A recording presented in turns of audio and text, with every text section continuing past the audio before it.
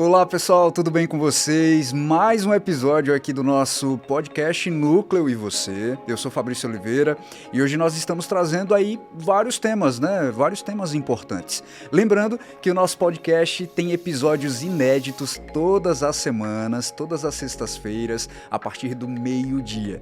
E o mais interessante é que o nosso podcast tem aí um apresentador toda semana que traz também os seus convidados e trazendo também temas diferentes, nichos diferentes.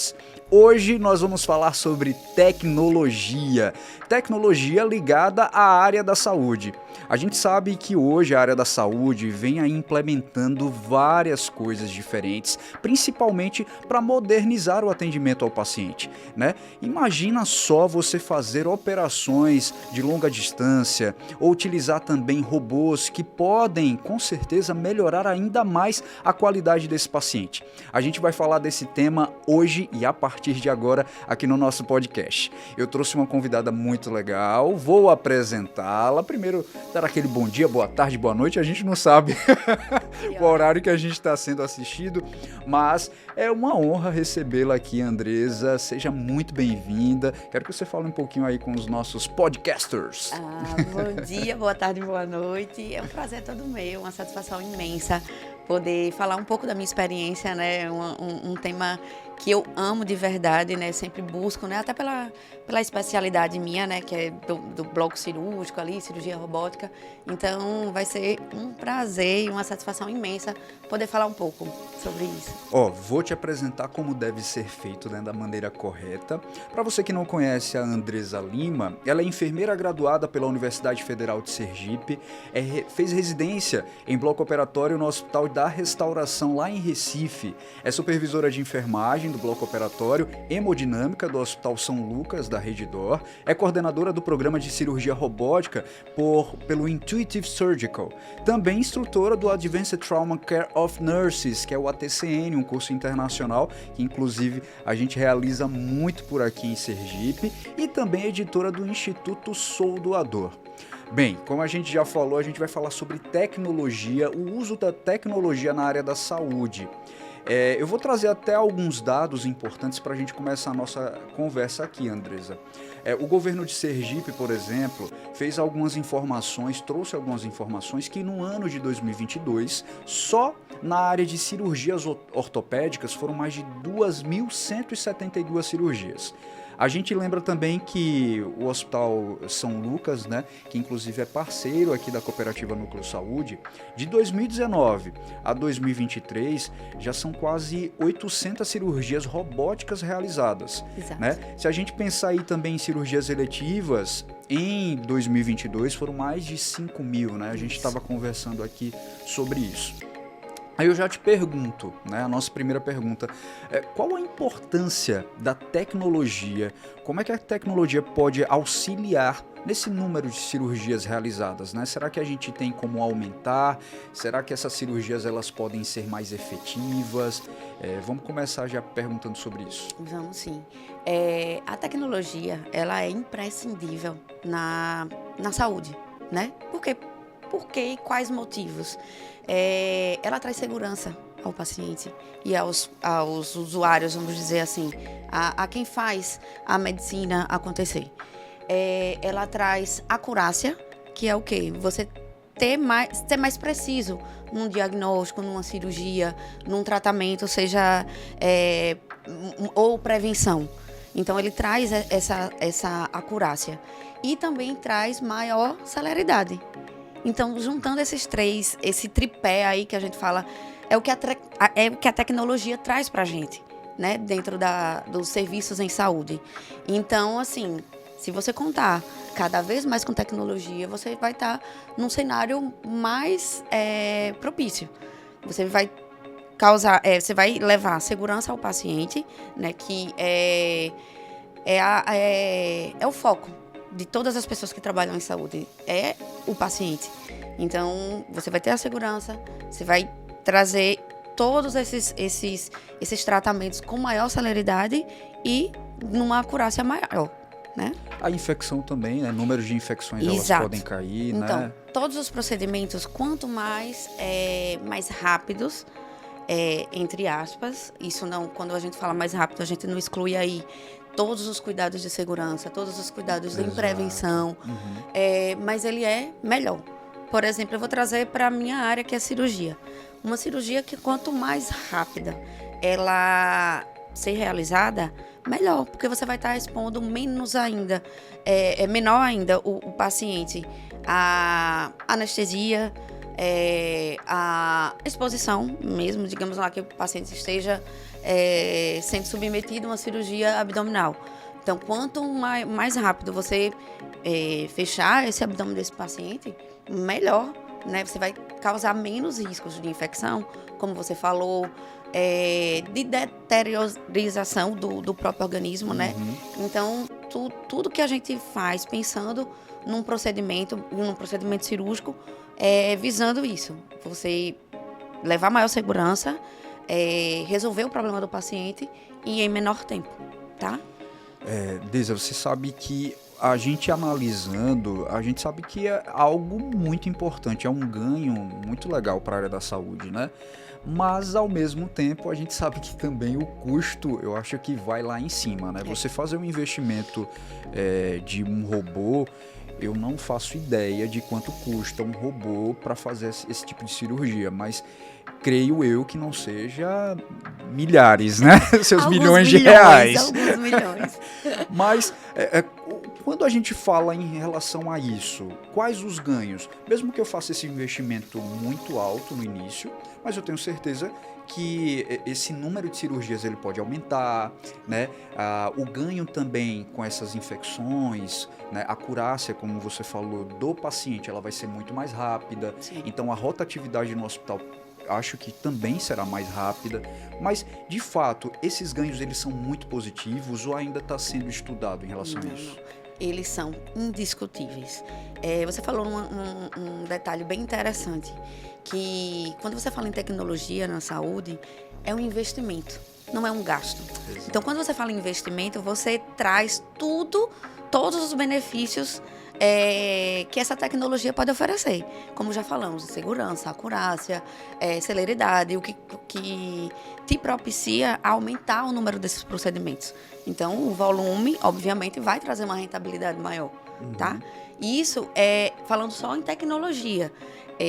Não estou indo ainda diretamente para a cirurgia robótica, mas na área da cirurgia, por exemplo, antes de chegar lá na cirurgia robótica está, como é que a gente pode falar, engateando, né? É aí do ano 2000. Mas quando você volta um pouco mais para trás, você observa que a tecnologia vem lá dos 1840, por aí, quando a anestesia, né, a anestesiologia começou a utilizar dessas tecnologias. Então, e aí foi trazendo mais segurança para o paciente, né? Mais benefícios. Mais benefícios também.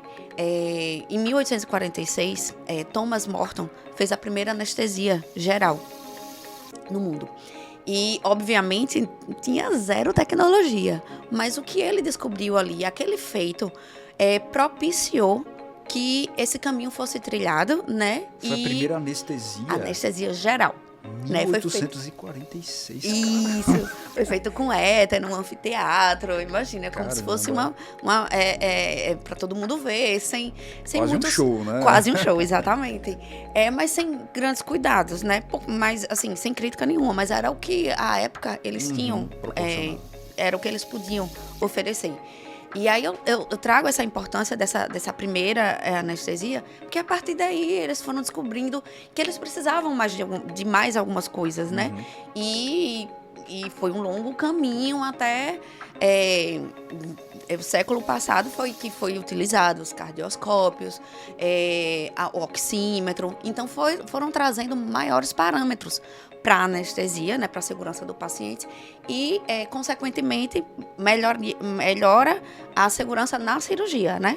Quando a gente fala em cirurgia, não é a cirurgia propriamente em si, mas tudo que envolve, né? Os cuidados de enfermagem, perioperatório, a anestesia em si e a cirurgia. Então, por isso que eu gosto de resgatar, assim, esses marcos, né, anteriormente. Aí, antes de chegar ainda na cirurgia robótica, em 1985, um alemão, Erich Merz, a pronúncia saiu mais ou menos, mas é isso mesmo. Então, mas esse cara é um cara muito importante, que ele fez a primeira colestectomia por vídeo, né, que a gente chama de cirurgias videolaparoscópicas, e ele foi preso. Ele perdeu o CRM dele, porque as pessoas estavam achando que ele era um charlatão, que ele estava inventando. Como pode fazer uma cirurgia por vídeo? Só pode ser um louco. Caramba. 1985. Então, nem tem muito tempo assim. Ou seja... A base de o quê? Quase seus 40 quase anos, 40 né? anos, Quase 40 anos. entendeu? E hoje em dia, pela minha realidade, né, de um serviço privado, que investe em tecnologia, eu tenho quase que 90% das cirurgias realizadas por vídeo. E também pela tecnologia robótica. Então, aí você observa um caminhar, né, que durante esses anos a gente vem trilhando. Então, resgatando aí um outro ano que foi bem importante para a cirurgia, né, para o mundo cirúrgico, foi a invenção da plataforma robótica, né?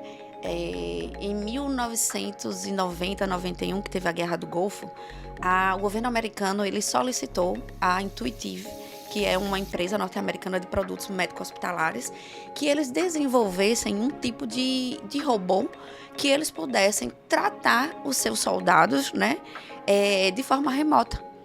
Obviamente que isso não aconteceu ainda, mas foi de onde surgiu a ideia de um robô para auxiliar nas cirurgias à distância.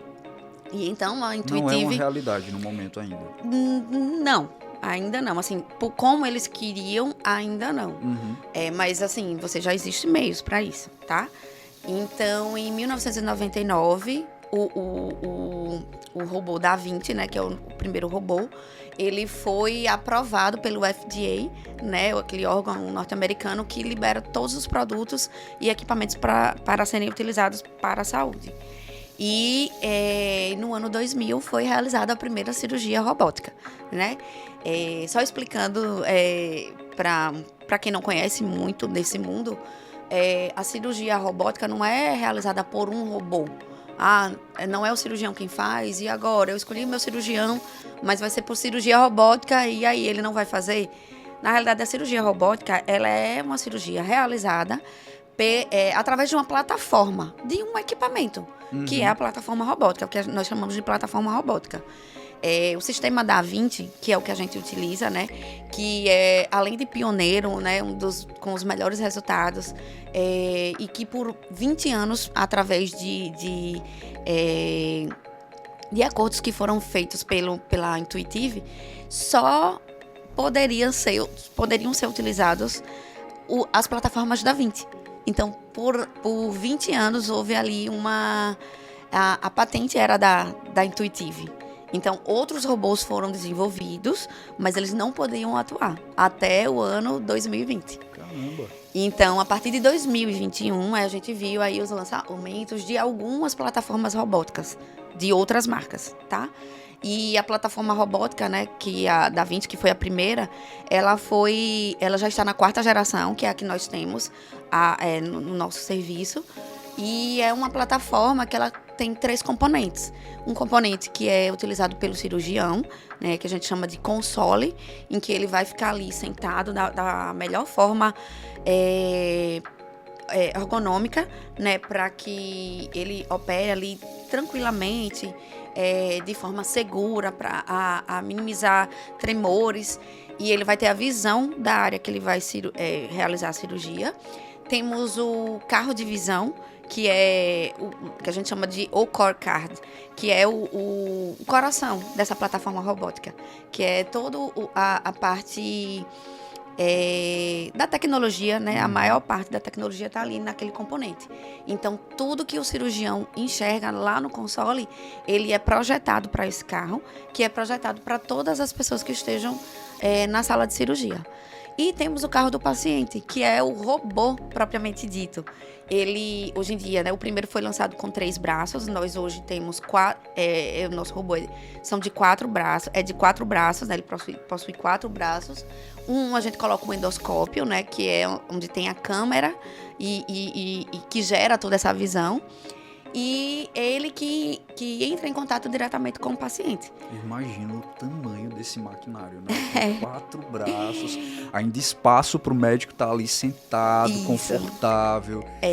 Deve ser assim. Mais na frente eu vou falar que assim, uma das desvantagens é o tamanho, né, dessa plataforma robótica. Lá, por exemplo, nós implantamos o primeiro serviço de cirurgia robótica do estado. Nós tivemos que fazer uma mega reforma. Nós pegamos a nossa maior sala de cirurgia, acoplamos mais 2 salas menores, que eram salas de apoio, para poder viabilizar a implantação desse sistema robótico. Né? Eu falo isso porque eu estava pesquisando, né? Até para chegar aqui com propriedade para a gente conversar.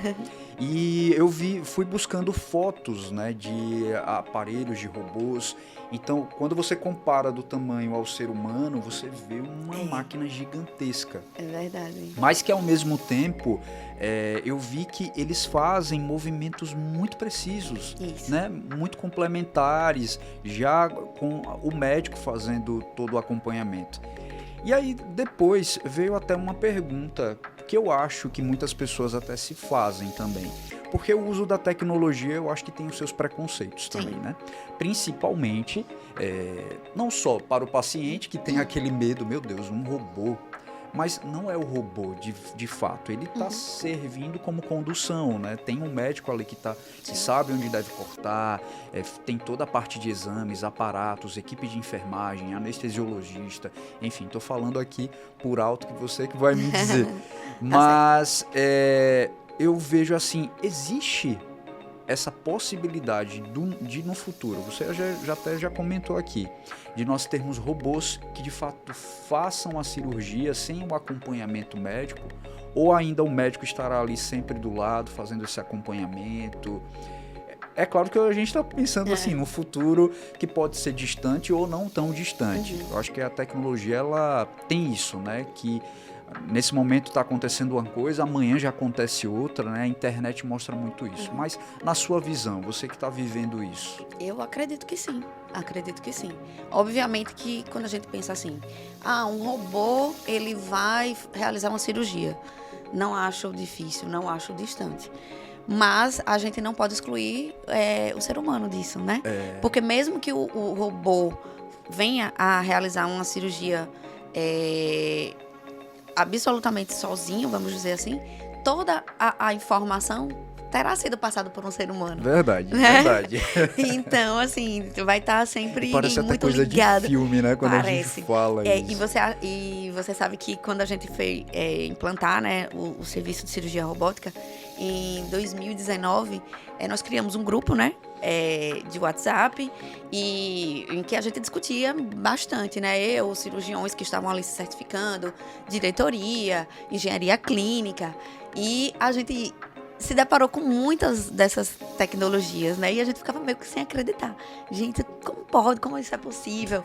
Era como se fosse, não. Foi a realização de um sonho, né? Não só o meu, um sonho de diversas pessoas, né? Diversos profissionais, e que juntos conseguimos realizar, né? Andresa, assim, pode ser até uma pergunta que você fique sem saber, mas creio que saiba.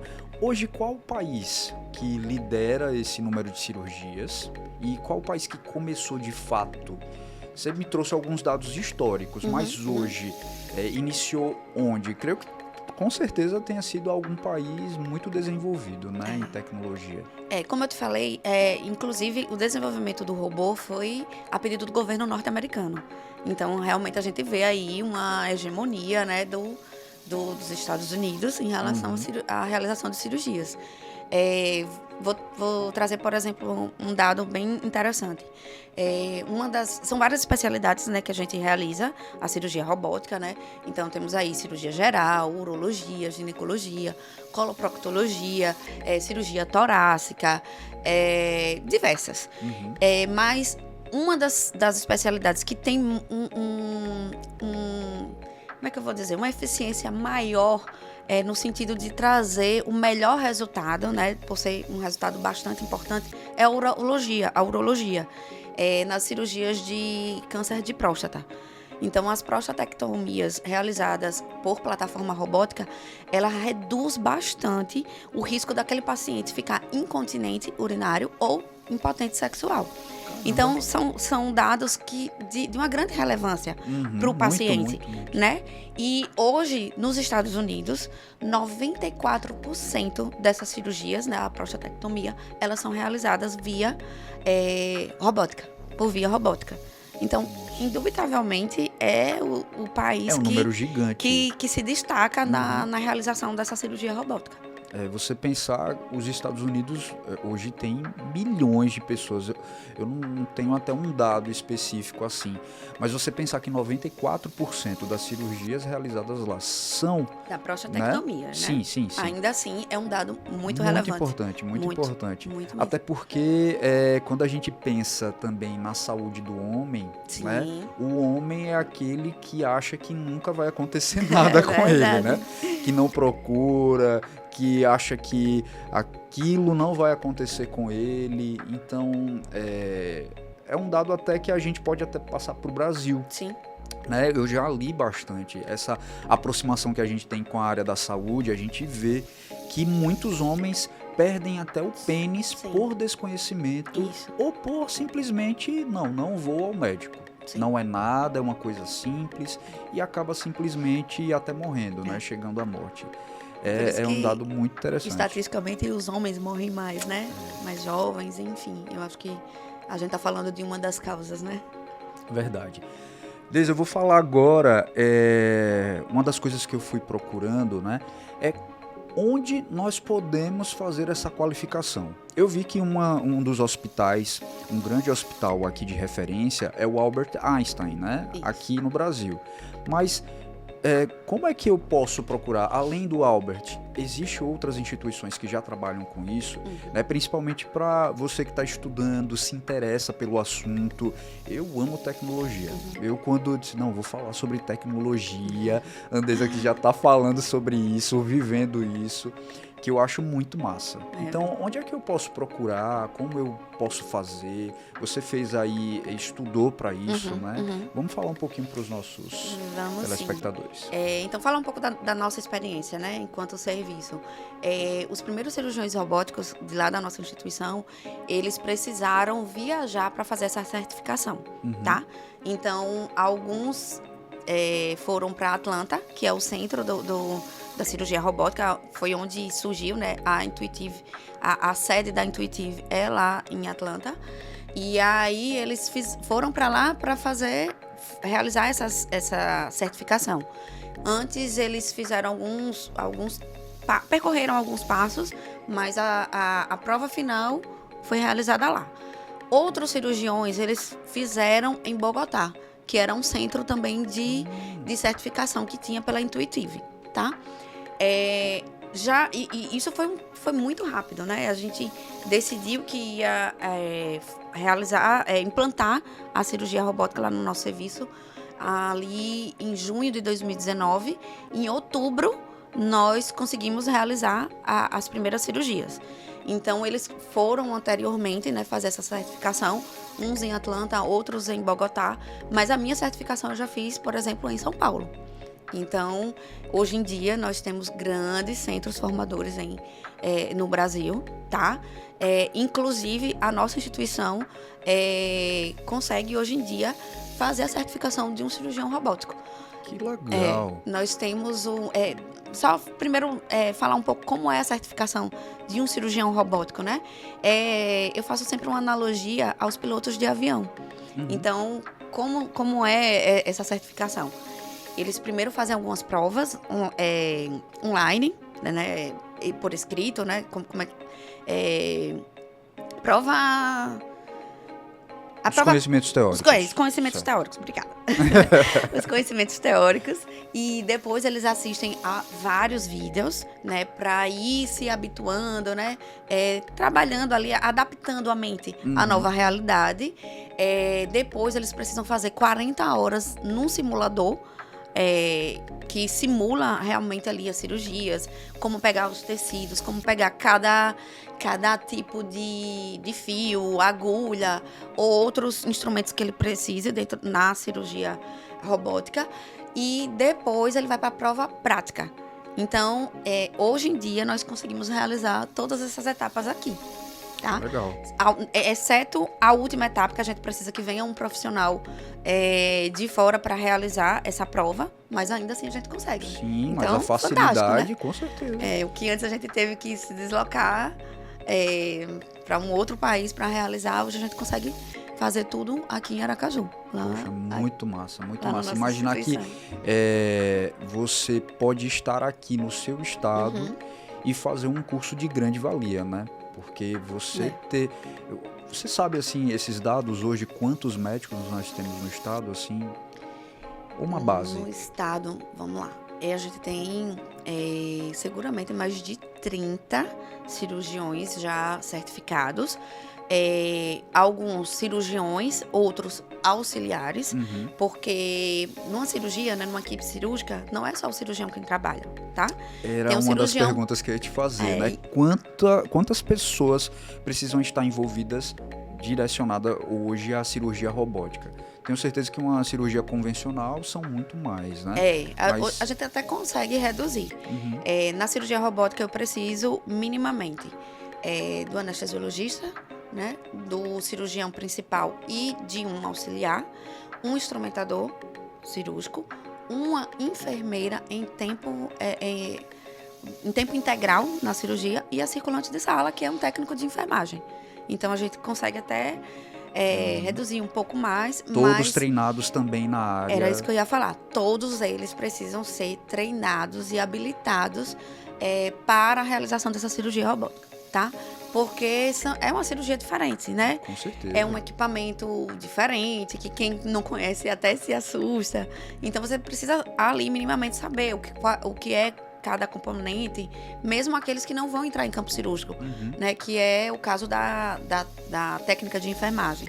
Mas, por exemplo, o enfermeiro ele precisa de uma certificação que ele faz também como os cirurgiões, faz lá a provinha dele, né, para os conhecimentos teóricos e fazem a prova prática, né, que vem esse profissional de fora ainda para fazer juntamente com o equipamento, tá? Para poder habilitar esse enfermeiro em cirurgia robótica. Lembrando aí que o enfermeiro ele tem um papel de destaque dentro da cirurgia robótica. Que legal você falar isso. Muito bom mesmo, porque você tem a assistência integral do enfermeiro durante todo o período da cirurgia, né? Então, o enfermeiro ele é responsável por fazer o draping, que nada mais é do que você vestir, vamos dizer assim, o robô, né? Os braços do robô com materiais, com produtos estéreis, né? Preparar o robô para a cirurgia. Sim. O enfermeiro é responsável por fazer o docking, que é a acoplagem do carro do paciente ao paciente, e o undocking, que é quando termina a cirurgia, esse mesmo enfermeiro ele é responsável por desacoplar o robô do paciente. Fora todas as atribuições do enfermeiro ali, que já é voltado para o centro cirúrgico, né? Sim. Gerenciamento de RH, de produtos. Tem uma coisa bem interessante na cirurgia robótica, é que as pinças utilizadas, elas têm vidas, algumas vidas. Tá? Não é aquele material que você pode, não é um instrumental cirúrgico que você pode esterilizar até que ele apresente um problema. Não, ele vem com um chip, tá? E esse chip, ele determina lá a quantidade de vidas. Então, a vida útil dessa pinça. Então, eu tenho pinças no antigo robô que a gente tinha, que era o Da Vinci SI, todas as pinças, exceto uma, eles tinham 10 vidas. E essa outra, a gente tinha 20 vidas. Então, 10 o enfermeiro... cirurgias. a gente poderia utilizar durante 10 cirurgias. Depois disso, nem que a gente quisesse, né, nem que uma pessoa inadvertidamente colocasse essa pinça para funcionar, ela não funciona. Nossa. Tá? Então, essa tecnologia... Eu imagino também que essas pinças não sejam baratas. Não, ela tem lá o seu investimento, né? Então, o enfermeiro também controla essa quantidade de vidas. Como a gente está com o Da Vinci X, né, que é um robô de 4ª geração, né, da última geração, da plataforma Da Vinci, a maioria das pinças, elas aumentaram o número de vidas, né? Então, eu tenho pinças ali com 14 vidas, com 17 vidas, com 20 vidas. E aí, a gente vai trilhando um caminho para melhorar a acessibilidade dessa tecnologia, né? Eu acho muito importante você falar dessa importância da equipe, né? Que a gente sempre fala do médico, e não que ele não seja menos ou o mais importante, né? O que muitas pessoas falam, mas é a importância da equipe, dela ser uma equipe multiprofissional, né? Que vem aí do profissional do ensino médio ao ensino superior, mas que cada um tem a sua peça, né? Para que a coisa funcione. A gente sabe que um centro cirúrgico mesmo, ele tem diversas situações muito particulares, né? Você que entende muito mais aí disso, que pode falar. Mas é para você que está aí assistindo, que entende que você pode chegar a essa realidade. Sim. É uma realidade muito próxima, né? Que a gente pode, com certeza, chegar a isso, né? Eu sou um auxiliar de enfermagem, sou um técnico, sou um enfermeiro. Será que eu posso chegar a ter isso? Acho que você pode e deve, né? A Andresa está aí de prova, com todo o estudo e tudo mais que ela teve, né? Que eu acho que é fantástico você chegar aqui e servir de inspiração para algumas pessoas que já ouviram seu nome, né? Ou não te conhecem pessoalmente, e hoje você passa aqui um pouquinho dessa sua vida. Eu até gostaria de que você falasse também um pouquinho disso, Andresa, dessa sua trajetória. Você até me contou, já são quase 12 anos que você vai completar agora, né? Dia 11. Isso. Dia 11 de março, completa 12 anos na empresa atual que você está. Mas já são 15 anos de enfermagem, né? Então, me conte um pouquinho de onde veio a Andresa e até onde a Andresa chegou e onde você quer chegar também. Eu quero saber. Então, é bem interessante assim, essa minha escolha, né, pelo centro cirúrgico, pelo ambiente cirúrgico, que é um ambiente bem peculiar. A gente costuma dizer na enfermagem assim, ou você ama centro cirúrgico ou você odeia. O meu foi paixão, nem à primeira vista, né? Na realidade, a primeira vez que eu comecei a me interessar pelo ambiente cirúrgico, é até engraçado isso, mas é a verdade, foi através de séries de TV. Então eu assisti aquela série que é norte-americana, que é ER, né, que passava aqui numa emissora como Plantão Médico. E aí ele retratava diversos ambientes hospitalares. E o que eu mais gostava era quando era o centro cirúrgico. Então, comecei a me interessar, né, a pesquisar, a estudar. E aí, durante a faculdade em si, né, eu tinha certeza que eu ia amar centro cirúrgico. E, dito e certo, realmente, eu me encantei, assim, sabe? De primeira, foi a minha maior média durante a faculdade. E desde sempre eu falei, não, é isso que eu quero. E eu brincava com as minhas colegas, né? Certamente alguma, quando eu ouvir, aqui vai dizer, realmente, ela está falando a verdade. Que eu sempre falei, eu vou ser enfermeira do centro cirúrgico. E aí, aconteceu uma coisa bem interessante. Que no final do curso, eu fiz uma das disciplinas, eu fiz na Universidade Federal de Sergipe, mas um dos últimos estágios era numa instituição privada, e você poderia escolher vários setores, obviamente. Eu disse, não, eu preciso fazer em centro cirúrgico. Por favor, me dê essa oportunidade. E foi dito e certo. Eu fui estagiária do setor onde hoje eu coordeno. Então, há 12 Massa. anos eu coordeno o setor que eu fui estagiária. E logo no início eu trabalhei com uma enfermeira que me inspirou realmente, né? Eu falei, não, é isso que eu quero.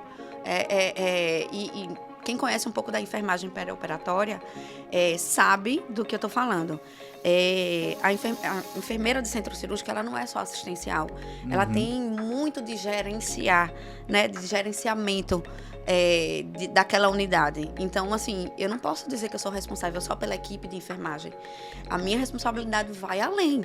Então, eu coordeno as equipes cirúrgicas, eu tenho uma interação muito grande com os nossos outros serviços, como farmácia, como hotelaria, engenharia clínica, é um dos setores mais afins, né, do centro cirúrgico, pelo tanto de tecnologia, de equipamentos médico-hospitalares que ali a gente manuseia.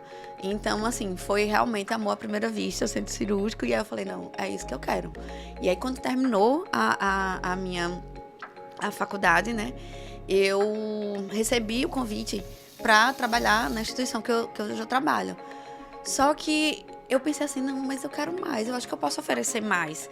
Porque se eu sair direto da faculdade para o hospital, eu não vou ter muito o que oferecer. Sim. Eu quero oferecer uma coisa diferenciada. Então, eu vou me especializar naquilo que eu quero, que eu gosto, que eu já vi que é o caminho. Então, aí eu fiz a prova de residência lá para o Hospital da Restauração, em Recife. E durante 2 anos eu me especializei em bloco operatório. E essa residência, ela me habilitou não só em centro cirúrgico, como sala de recuperação pós-anestésica e central de material e esterilização. Então, foram 2 anos incríveis. Eu costumo dizer, né, que mudou a minha vida espiritualmente, pessoalmente e profissionalmente também. Então, foi realmente fantástico. E hoje, muito dessa experiência que eu vivi lá, eu trago até hoje e eu acho que essa sede de aprendizado, né? De sempre buscando mais. E assim foi enveredando pela cirurgia robótica também, né? Vou sempre a congressos, né? Para me atualizar e buscar novas tecnologias. E um dos congressos internacionais de cirurgia de centro cirúrgico, eu tive o conhecimento de perto, né, com a cirurgia robótica, tive a possibilidade de conhecer a plataforma e voltei encantada, né? Imagino. E aí comecei A tecnologia por si só, ela já encanta, já né? Aí comecei a perturbar lá meus diretores, vamos colocar. Enfim, mas muito feliz em poder ter trazido nessa tecnologia para o nosso estado, né? E poder beneficiar cada vez mais pacientes. Drisa, é muito legal, assim, ouvir e ver o brilho no seu olhar, em falar. Você percebe que você é uma mulher totalmente empoderada do que você fala e também feliz pelo que você está fazendo. Sou né? mesmo. Então, primeiro eu quero agradecer a você pelo convite, porque na hora que eu falei, não, eu vou com certeza, Fabrício, eu quero, eu gosto, eu tô nervosa, mas eu vou. Mas agradecer por ter aceitado esse convite, é uma oportunidade da gente falar e também abrir o portal aí da informação, das pessoas que às vezes desejam, mas não sabem qual caminho seguir, né? Eu sei que você teria muito mais a falar, o nosso tempo aqui é curto para abordar tanta coisa que a gente poderia falar dessa parte de tecnologia. Eu tenho certeza que você tem muitos assuntos aí. Mas, quem sabe, numa outra oportunidade a gente já fala sobre isso. Tenho certeza que muita gente vai agradecer aí. E vou agradecer novamente a você. Obrigado mesmo. Eu que agradeço, por Fabrício. ter aceitado o nosso convite. Amei o convite, foi maravilhoso. Espero ter despertado aí a curiosidade das pessoas, né, em aprender, em estudar, ou só conhecer e indicar para algum paciente que esteja precisando. A gente tem como te achar nas redes sociais? Você quer passar seu Instagram? Tem sim, @Andresa com 2 Es 28 Lima. Pronto, Andresa 28 Lima. A gente vai colocar também depois lá no nosso lettering para você seguir a Andresa, saber o que é que ela faz, toda essa parte de informações, enfim. E muito obrigado para você que está aí assistindo. Você já sabe, ó, todas as sextas-feiras ao meio-dia tem episódio inédito, um apresentador diferente, um tema diferente, convidados também. E para você que fica aí curioso em saber mais sobre a área da saúde ou outras informações, você vê que a gente está trazendo de tudo um pouco. Logo, logo a gente vai trazer inclusive mais entretenimento para você. Muito obrigado, fica por aí assistindo aí o nosso videocast, logo logo estamos aí em todas as plataformas de áudio também para você ouvir esse podcast, e esse foi o nosso Núcleo e Você. Até mais e até o próximo episódio.